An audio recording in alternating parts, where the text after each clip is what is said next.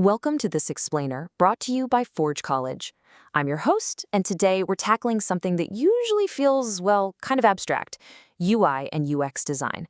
And we're going to transform it into a cold, hard, objective engineering blueprint. Let's be honest, in the developer world, design is often treated like some mystical art form based purely on vibes. But today, we're throwing the vibes out the window.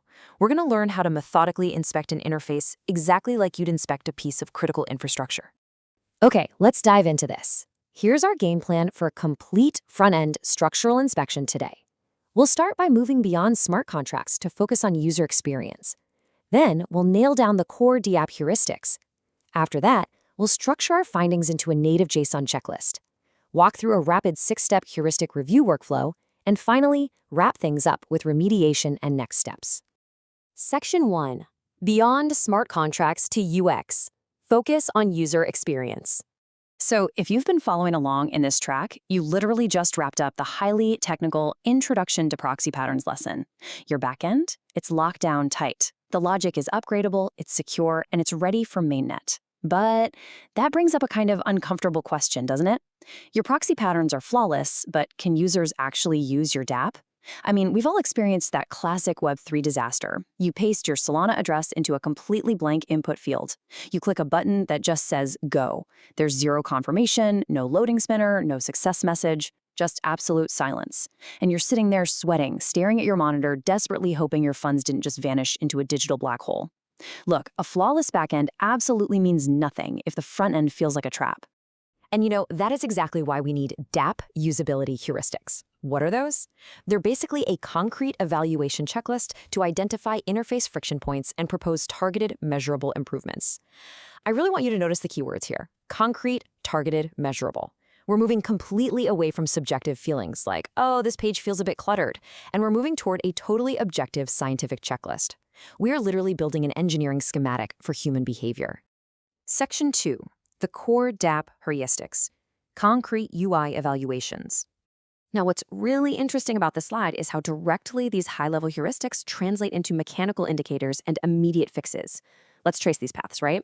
For error prevention, the concrete indicator might be an unvalidated address input, and the remediation is super simple: add checksum validation and conservative defaults. For feedback and affordances, if there's no pending state shown during a transaction, well, the mechanical fix is to show a spinner, disable the inputs, and display a toast on the result. Task efficiency spots unnecessary repeated steps and fixes them by combining steps and providing smart defaults. And finally, consistency and standards takes different labels for the exact same action across screens and fixes them by creating shared components and label guidelines. See, it's a straight line from problem to solution. To really hammer this home, just compare a subjective complaint like, the transfer button feels weird, to a strictly objective heuristic violation like, no visual state shown while wallet request is pending. I mean, hand the first one to an engineer and they're going to pull their hair out, right? Like, what does weird even mean? But that second one, that is a precise, actionable engineering observation. You can write a ticket for that. You can actually fix that. Section 3, structuring the JSON checklist, structuring your findings. Okay, so we know what to look for, but how do we actually document it? Well, by translating these design heuristics into the developer's native language, code. This minimalist JSON structure is honestly beautifully simple.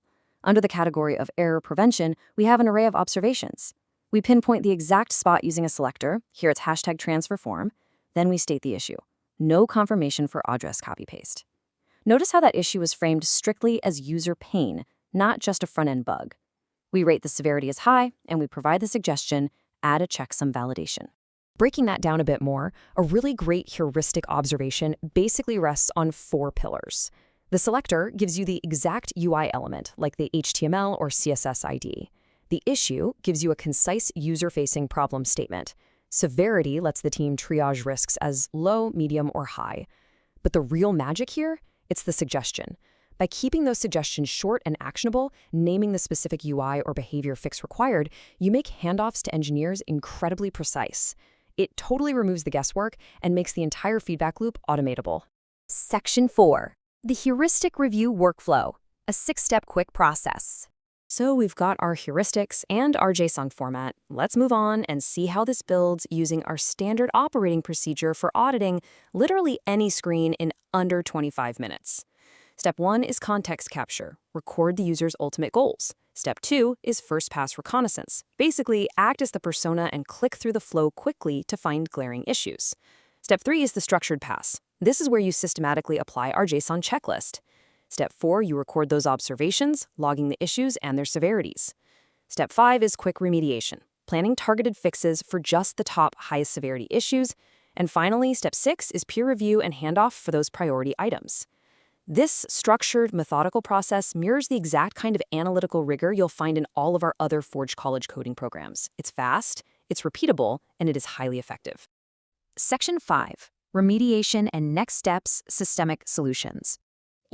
Evaluating a dapp is really only half the battle. The true value is how you synthesize these findings and move from just auditing to actually fixing things. So the crucial point comes down to 3 golden rules for effectively evaluating a dapp interface. First, anchor every single observation to a user goal. If a design quirk doesn't stop the user from achieving their goal, it's just not a priority. Second, mercilessly prioritize fixes by severity and potential user harm. Financial risk always gets fixed first. And third, make the checklist lightweight and shareable via JSON so it just integrates seamlessly right into your team's existing developer tools.